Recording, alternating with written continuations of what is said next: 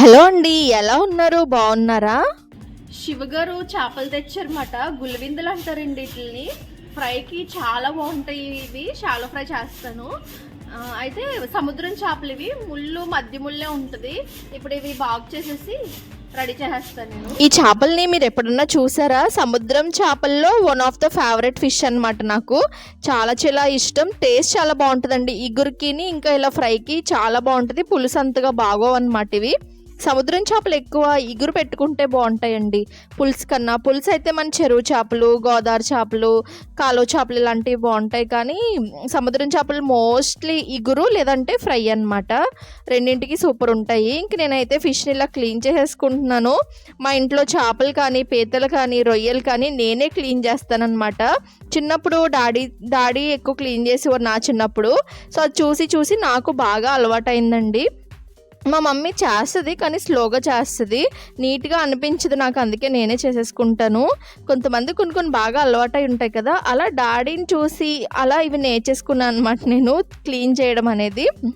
సముద్రం చేపలు మరీ ఎక్కువ బండకేసి తోమక్కర్లేదండి, ఎందుకంటే ఉప్పు నీటిలో పెరుగుతాయి కాబట్టి జిగురుగా ఉండవు.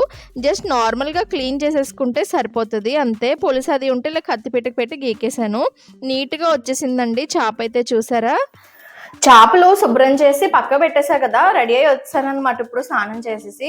ఇప్పుడు ఆ చేపల్ని ఫ్రై చేసుకోవడానికి మ్యారినేట్ చేసి పక్కన పెట్టేస్తాను కాసేపు. తినే ముందు ఫ్రై చేస్తామట. సో ఇప్పుడు ఎలా ఘాట్లు పెట్టుకొని ఎలా మ్యారినేట్ చేసుకోవాలో చూపిస్తా. ఈ చేప మరీ పెద్దగా ఉందనుకోండి 3 ఘాట్లు పెట్టుకోవాలన్నమాట. ఇలా నేను చూపిస్తున్నట్టు. చిన్నగా ఉంటే 2 ఘాట్లు ఇలా పెట్టుకుంటే సరిపోతుంది. ఒక్కొక్కసారి ఒక్కొక్క సైజులో దొరుకుతాయండి. వాళ్ళు కొంచెం మీడియం సైజులో దొరికినాయి అనమాట. 1-2 చేపలు కొంచెం పెద్దవి ఉన్నాయి.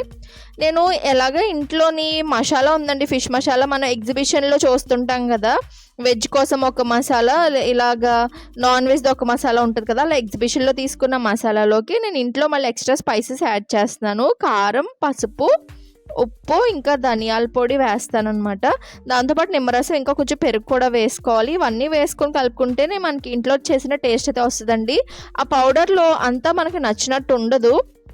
స్పైస్, ఉప్పు కూడా చాలా తక్కువ ఉంటుంది ఆ పౌడర్లో. మెయిన్ వచ్చేసి కార్న్ఫ్లోర్ అవి వేస్తారు, కొంచెం ఫుడ్ కలర్ కూడా కలుపుంటారు. ఇంకెలాగా ఉంది కదా అని వాడేస్తున్నాను అంతేనండి. ఇంట్లో అయితే నేను ఇంకా కార్న్ఫ్లోర్ కానీ బియ్యపిండి కానీ ఏమీ వేయనమాట. ఉప్పు, కారం, పసుపు, ధనియాల పొడి వేసేసి, నిమ్మరసం వేసి, అల్లం వెల్లుల్లి పేస్ట్ వేసేసి ఈజీగా చేసేస్తాను అనమాట ఫిష్ ఫ్రై. అలాగే ఎక్కువ టేస్టీగా ఉంటుంది. ఇందులో కూడా అల్లం వెల్లుల్లి పేస్ట్ వేసానండి, ఒక 1/2 స్పూన్ వరకుని. ఆ క్లిప్ ఫస్ట్ మర్చిపోయాను, రెండోసారి వేసాను అనమాట. అందుకే ఇదిగోండి వేసాను. ఇంక ఇదంతా బాగా కలిపేసుకున్న తర్వాత ఇప్పుడు మనం మ్యారినేట్ చేసుకున్న ఫిషెస్ ఉన్నాయి కదండి, దానికి బాగా పట్టేలాగా పెట్టుకొని ఒక 2 గంటలన్నా అట్లీస్ట్ అలా పక్కన వదిలేసామనుకోండి, ఆ నిమ్మరసం, ఉప్పు, కారం, ధనియాల పొడి ఇదంతా కూడా చేపకి బాగా పడుతుందన్నమాట. ఆ ముక్కకి బాగా పట్టి చేప మనం ఫ్రై చేసుకున్నప్పుడు లోపల వరకు కూడా టేస్ట్ చాలా బాగుంటుంది. సో అందుకని ఇలా మ్యారినేట్ చేసి పక్కన పెట్టుకోవడం చాలా బెస్ట్ అనమాట. ఈరోజు చేసిన ఫిష్లో చేపలు ఇంకా మిగిలితే నేను మ్యారినేట్ చేసినవే ఫ్రిడ్జ్లో పెట్టేశానండి. అవి 2 డేస్ తర్వాత చేస్తే ఇంకా టేస్ట్ వచ్చినాయి అనమాట. అలా మనం ఎన్ని రోజులు అంటే అన్ని రోజులు మ్యారినేట్ చేసి పెట్టుకోవచ్చు. చూసారా, ఫిషెస్ అన్నీ ఇలా మ్యారినేట్ చేసాను.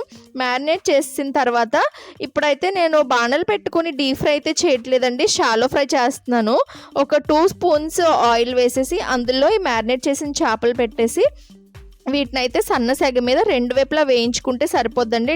మరీ డీప్ ఎక్కువ ఫ్రై చేయక్కర్లేదు.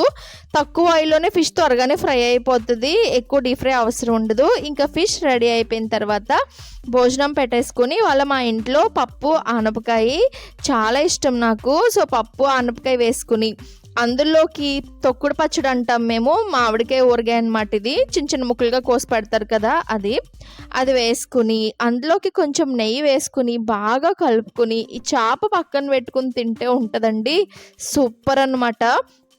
పప్పు ఏదైనా సరే పచ్చడి, నెయ్యి కాంబినేషన్తో బాగా కలుపుకొని తింటే చాలా టేస్టీగా ఉంటుంది. కాకపోతే పప్పు చాలా ఎక్కువ వేసుకొని కలుపుకోవాలి తక్కువ అన్నంలో. సో అలా వేసి కలిపి నేను మా వారికి అయితే తినిపించేస్తున్నాను. ఆయన కూడా టేస్ట్ చాలా నచ్చిందండి. ఫిష్ అయితే చాలా బాగుందని చెప్పారు, నాకు కూడా చాలా చాలా నచ్చింది.